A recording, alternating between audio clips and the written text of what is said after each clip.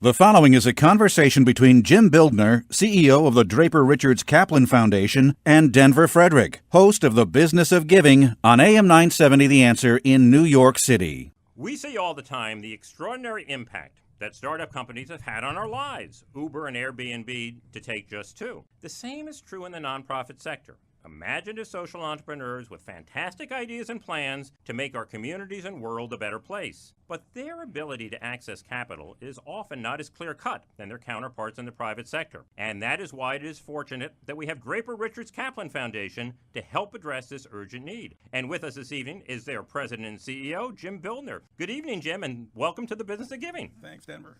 Tell us about Draper Richards Kaplan, how the foundation got started, and what your mission is. Absolutely. So we were started in 2002 by Bill Draper and Robin Richards, now Robin Richards Donahoe, later joined by Rob Kaplan. In 2002, Bill and Robin had a successful venture capital career. Bill is an amazing human being. He's 90 years old, still comes to the office every day, still the toughest questioner of all our social enterprises. And it followed, again, this very successful career in venture capital, but even more importantly, it served as the head of the UNDP for 7 years and comes with a long-term commitment to public service as well as to venture capital. In fact, his father, General Draper, was one of the first venture capitalists, also the person who operationalized the Marshall Plan.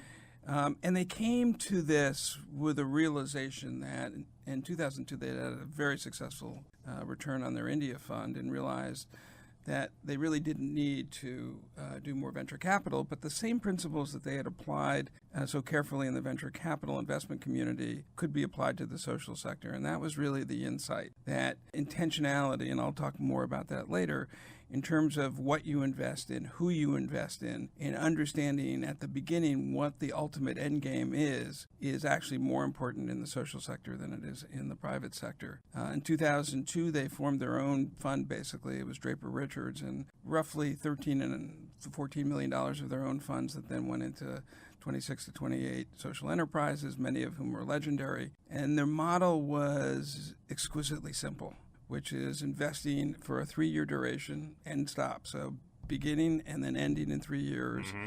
And the innovation here was not just the capital, but like venture capitalists in the private sector, a board seat, and an aggressive and constructive board seat. And that really, from the beginning till where we are today, and I'll talk about how Rob joined us in 2009 and 10, became the essence of what Draper Richards Kaplan is. And I'll tell you what we invest in later. Rob Kaplan in 2010 joined Bill and Robin. And Rob had a successful career at Goldman Sachs and was a professor at Harvard Business School. And now he's the president of the Dallas Federal Reserve Bank. So for sure, I'm the luckiest guy in the world to have those three as my senior partners. And Rob brought the same discipline that we had all along. And when Rob joined us, we raised our second fund, about $33.8 million. That funded about 56 new enterprises. Again, same model, 3 years, board service. Yeah. And a lot of intentionality. And we are just now closing our third fund. It'll be about $65 million to fund another 100 new social enterprises. Jim, tell us about the DRK portfolio. How many enterprises, what the split is between international and domestic, and the areas that they're in? Sure. So historically, from inception to date, we've done 118 investments. Our portfolio today has roughly 60% domestic and 40% international, but it's varied through the 15 years that we've been doing this. And so we would expect roughly half and half to be the division between domestic and global. In terms of issue areas, we're focused in on a wide range of diverse, complex societal problems, and our entrepreneurs are tackling issues that range from systemic poverty to criminal justice to inequity and opportunity, health access, food and water safety. And, folks should just go to our website and they're going to see a long list of these investments and what they do. We've had other institutions on the show, Jim, that provide startup capital for social entrepreneurs, the Skoll Foundation, Echoing Green, a couple of others. Do you look at this any differently than they do? And where you're going to put your investments, and if so, how would that be? Well, so we're part of a larger ecosystem. Ashoka and Echo Green, and now a lot of incubators, accelerators are really at the earliest stage. They're looking for individuals, depending on what their particular focus is, who are basically in an ideation stage, who are, have an idea but don't have a pilot. We are sort of the next step along the way. So we are looking for entrepreneurs who not only have an idea, but have created a pilot that's ready for scale. further downstream, so after our entrepreneurs are with us, they may be ready for New Profits, Goal, and others, ultimately larger institutional funders who can take the pilots that we've helped them scale and keep moving them up. Let me ask you, before we get to the particular organizations that you fund, a more overarching question, and that is how you find these organizations in the first place, and also what broad areas you're going to focus on. For instance, I read that earlier this year you convened a group of former U.S. attorneys to look at the criminal justice system. So I guess this is how you get things started. Walk us through that process and where you're going to take it from there. Sure. So I'm going to break those questions up because one is really about our pipeline, and then the other is really once we begin to invest in a space, what do we do to really understand it better? In terms of our pipeline, I think we're pretty unique in that we have an open application process. And as our network has grown, so have our applications. I just looked at a series of numbers, and already through the third quarter, we have something close to, in the last quarter, we had 233 applications, so you can do the math. Yeah. And yet we'll only fund 20. So the fact that we have a very large pipeline and the fact that we fund a relatively small amount means that we really have to do our homework and really be intentional. And what we found ourselves in the criminal justice space is having made a few investments. And as we were looking at the opportunity there, and because we see it as such an important area for us, we wanted then to do what we call a systems map. And it was incredibly useful to basically understand what does the entire ecosystem look like in criminal justice from the time someone enters the system and to the time they exit it. And then as part of that, we convened, because Carter Stewart, who's one of our managing directors, before he came with us, was the U.S. Attorney for the Southern District of Ohio. So we had 11 former U.S. attorneys, as well as other stakeholders, and began to share with them our observations. And what came out of that was really important for us. And now we use it across the board when we're looking at areas of focus, which is we realize that the places where we could have the largest impact are keeping people out of the system and keeping them from going back if they've been in the system. That the area in the middle, where a lot of attention and money is spent, are really prosecutorial discretion, judicial sentencing. And those are areas where entrepreneurs per se cannot have as much impact. That's very interesting. So you really understand the system before you make any investments around particular organizations. Well, looking at particular organizations that you're going to make these investments in, you take into consideration a number of things. One of them is the problem that they're trying to solve. So what kind of problems would you look upon favorably, and which ones less so? Well, again, it starts with a problem. So because our capital is precious, by the time we close the third fund, we'll have raised almost $110 million. And in the scheme of things, one of the things I like to refer. So if you think about the capital sources for even the 25 largest foundations in the country, roughly speaking, depending on how the endowments have done, they're 350 billion at a 5% payout. They're not going to be able to do anything really significant that can help. And so when you look at our capital and our time and energy, we have to make bets where we believe a couple facts exist. One, again, complex problem. Yep. Two, that there's a sustainable model to that. This idea that basically philanthropy cannot sustain something forever unless it's the rare case like Room to Read, which relies exclusively on philanthropy and can raise capital. So more often than not, we're trying to figure out, okay, we've got a team that's trying to work on a complex problem and can raise the capital that's required for it. Yeah. And, as you say, the business model is critical. You've looked at a lot of business models over the years, I would imagine. The ones that don't make it, where do they generally go off the tracks? In our decisional process, when we're looking at the business model, we're first again looking at, okay, what's the nature of the problem? And Paul Brest has a wonderful framework that I use all the time, and it's his big cube, small cube. And big cube are really intractable problems with multiple codependencies, requiring huge resource, very low probability of success. The poster child being climate change. Yeah. Small cube problem is a neighborhood cleanup. In the first instance, we're trying to figure out, okay, if somebody's trying to work on criminal justice or systemic poverty or even homelessness, where do they fit in that framework? And depending on where they fit, if they're going for a very large, big, huge problem, they're going to need significant resources. And if they're going for a small problem, we're probably not going to fund it anyhow. Yeah. But often what we see is a mismatch. Uh-huh. So entrepreneurs come with a problem. It's a big cube problem, but they have small cube resources, in which case we can't fund that because it's not going to work. And often it's the reverse. Somebody's really trying to attack a small cube problem, but it has so many resources that, again, our money would not be necessary. They don't need you. You know, we've had a lot of people on the show, and I ask them, would you invest in the idea and plan or the person? And invariably, they say the person. So what characteristics are you looking for in the social entrepreneurs that you invest in? Okay, so our answer is different. Yeah. Our answer in the first instance is it has to be both. Mm-hmm. So number one, the problem, again, that somebody's trying to solve, and the solution, alleviation, intervention, remediation, whatever they're trying to do has to be credible. And then the business model has to work, and then the team has to be capable. And so entrepreneurs are, a wide range of personalities. For sure, charisma alone is not the right answer. So you need folks who have domain knowledge, tenacity, business experience, charisma, storytelling capability, and who care in their heart. The odds of finding that in one human being is pretty small, which is why today we're much more likely to fund a team as opposed to a single human being. Yeah, speak a little bit more about that. That's really very interesting. Tell me how that has evolved over the last 10 years or so. Yeah, it's a function. Sadly, it's a function of the kinds of problems that we have in the world today. So most of them do not lend themselves to a single human being driving a solution all the way, depending as well with the scale of it. So if you're trying to address a problem that affects the whole country or a whole part of a continent, the odds that one human being can do that is pretty small. The second is that, again, you need sort of all parts of a brain. You need somebody who understands, absolutely cold the domain. You also need somebody who's had operating experience. We find in our entrepreneurs, having some private sector background is really helpful. And again, because we're making intentional bets here, we'll often say, we love this idea and you're really fantastic, but you need a chief operating officer. You need somebody who's going to help you run the trains, and then we'll invest. And that's how we've ended up with teams. Now so today, one of our early insights is that 2 is better than 1, but 3 is worse than 2. So, there's some limitations there.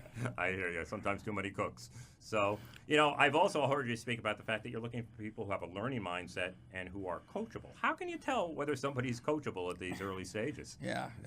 So I think for all of us who fund in this sector, particularly those of us that fund in the early stage, solving for that up front is the most important thing. And people who are not coachable can still be successful.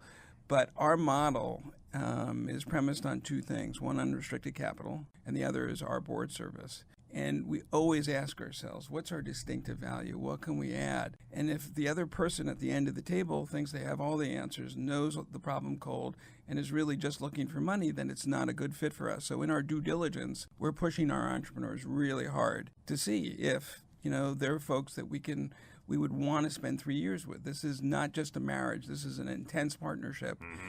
And it's not hard to figure out pretty quickly, like, whoa, this is a really incredible person, but doesn't really have the capacity or the willingness or even the interest to really learn from us. Mm-hmm.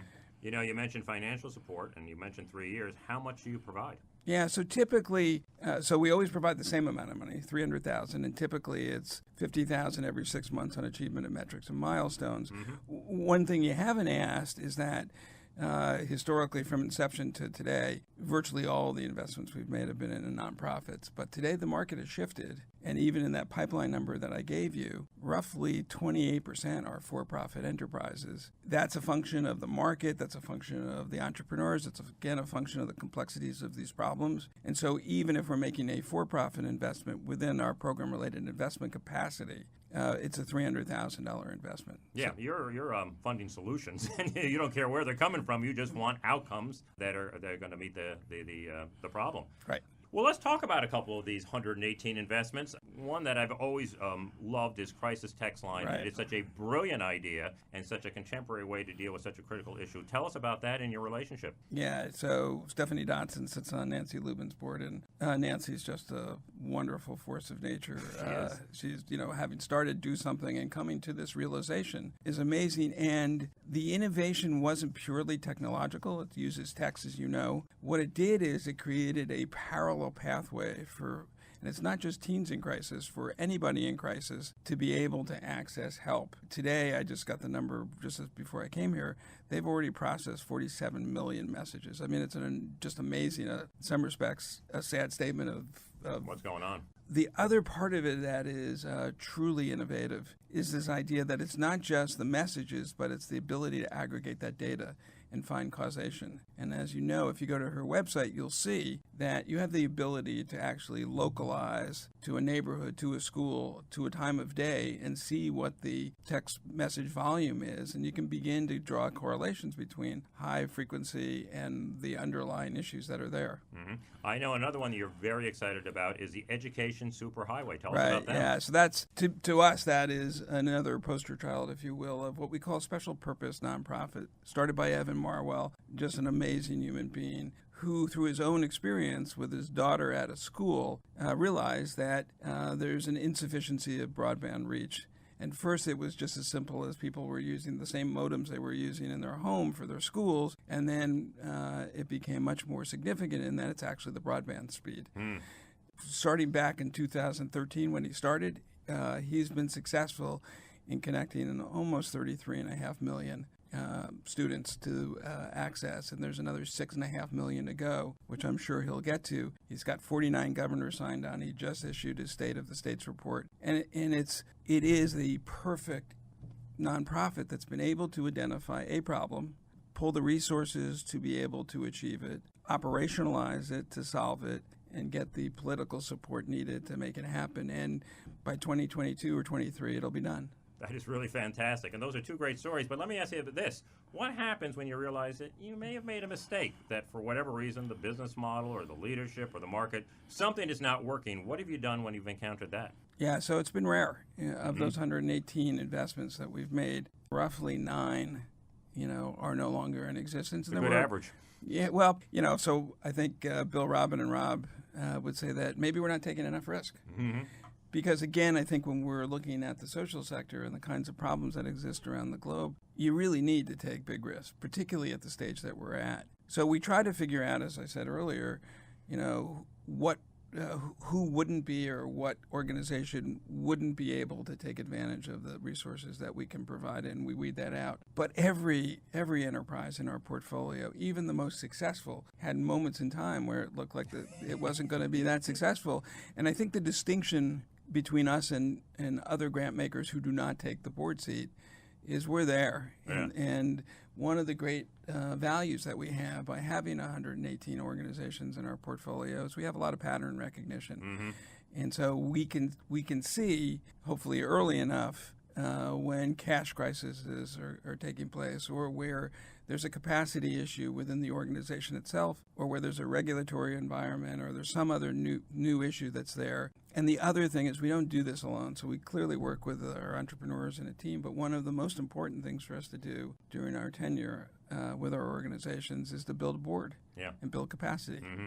Yeah. Well, unlike so many other investors, instead of being the last to know, you're the first to know when something is not going right. You have so many interesting perspectives on the field of philanthropy. I want to ask you about a couple if I can. One is about collaboration. And, there's a general consensus that there ain't much collaboration in this sector. Every foundation has their own theory of change, a really strong-willed board, and they're going to do what they want to do to sort of meet their goals and objectives almost in silos. What's your take on that? Yeah, so that's not our view. And, in addition to serving as CEO of Draper Richards Kaplan, I'm also on the Kresge Foundation board, and I speak regularly with a number of other large foundations. I actually believe that there's a lot more collaboration taking place and a meaningful amount of collaboration, but it tends to be pretty issue-specific. So it's not collaboration for collaboration's sake. 5, 10, 15 years ago, there's a lot of noise in the system to make that happen. And it's no different than in real life, which is if you and I want to form a partnership and it's a very loose partnership, neither one of us have a lot invested in it. But when you have significant issue focus alignment, then I've seen foundations work side by side. We, again, in the supported ecosystem, Echo Green, Ashoka incubators are developing pipeline. They then hand them off to us. We then nurture them. And that's the most fundamental test of collaboration. So I'm a big believer that actually it's taking place, and it's taking place in a way that's actually material. Another one would be unrestricted giving. Now, again, the conventional wisdom is that foundations don't like, unrestricted giving. There isn't a lot of it going on. They are very program-centric, and they want to put their money towards a particular project. What's your take on that issue? Yeah, again, I see that as mythology. Yeah. I mean, you don't have to look very far. You can see what Darren has done at the Ford Foundation. That's Darren Walker. Yeah, but you can see what Rip Rapson has done at the Kresge Foundation. You can see what Larry Kramer has done at Hewlett. You can see what Carol Larson has done at Packard, and the list goes on and on. It is true, 20 years ago, there was a swing the other way, mostly because I think there was a fear that the unrestricted capital that was given at that time was not being used for the purpose. And then folks really went to restricted funding. I think all of us realize that that's counterproductive. You either believe in what an organization is doing and you fund it, and if you don't believe in what they're doing, it doesn't make sense to give them money in a restricted way, because if you don't believe in them, why would you fund them at all?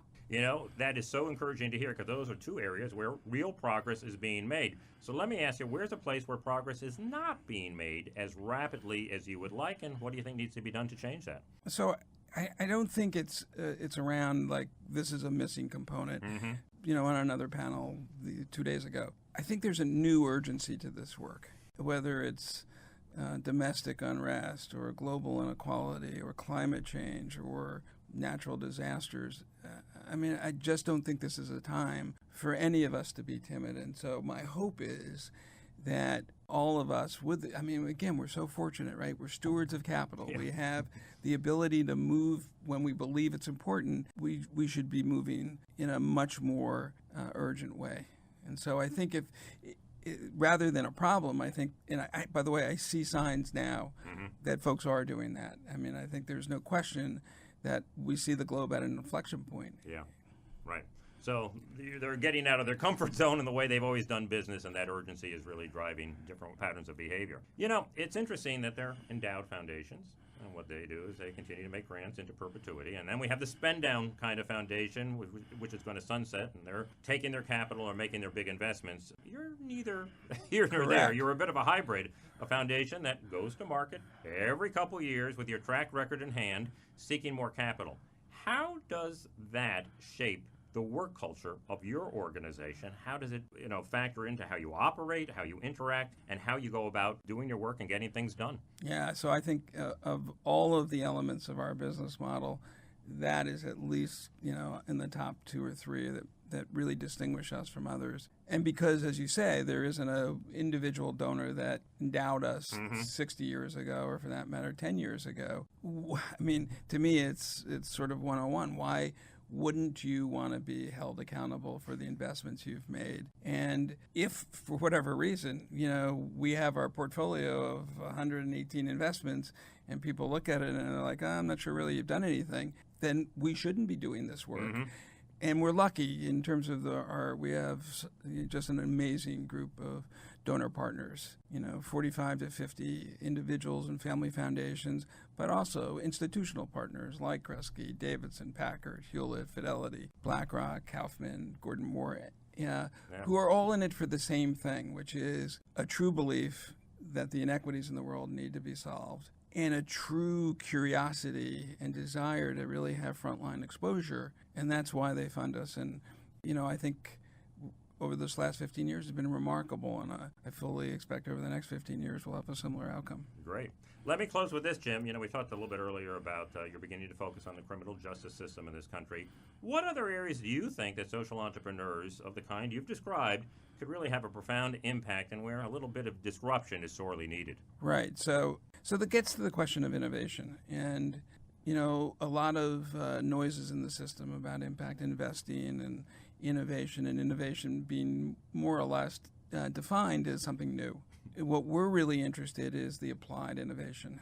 And so when I look through our portfolio today, even in new issue areas that we're focused on. More often than not, it's somebody looking at what worked in a different sector and applying it to a new sector. So we are wide open for engagement, again, as long as it's in these complex social issues. So domestically, homelessness, food insecurity, systemic poverty, criminal justice. We've made investments in the arts and culture space, environmental mitigation, conservation. Those are all areas that we care deeply about. And, on a global basis, all of those plus refugees and other issues. Well, Jim Bildner, the president and CEO of Draper Richards Kaplan, I want to thank you so much for being here this evening. Tell us about your website and maybe something on it that you think people will find real interesting. Yeah, so we've just updated our website. So, number one, look at the team. And so you asked me about the culture, and we're completely defined by the folks who I get to work with and who are on there. Our managing directors are incredible, our associates, everybody who's working at DRK. So for sure go there. And I think it'll be helpful because you'll see the backgrounds of the folks that we have on our team. And then, of course, you'll see the 118 organizations we funded to date. And then you'll see our pipeline and you'll see the opportunity set. And then we'll be uploading all the time different videos from different organizations. So, it's a wonderful way for people to get acquainted to the work we do, and more broadly to the space of venture philanthropy. Yeah, and I think to a lot of organizations that people may not be familiar with, but are making a tremendous impact in making this a better world. Thanks, Jim. It was a real pleasure to have you on the program. Yeah, my pleasure to be here. Thanks, Denver. I'll be back with more of The Business of Giving right after this. The Business of Giving can be heard every Sunday evening between 6 and 7 p.m. Eastern on AM 970 The Answer in New York and on iHeartRadio. You can follow us at Biz of Give on Twitter and at Facebook.com/Business of Giving.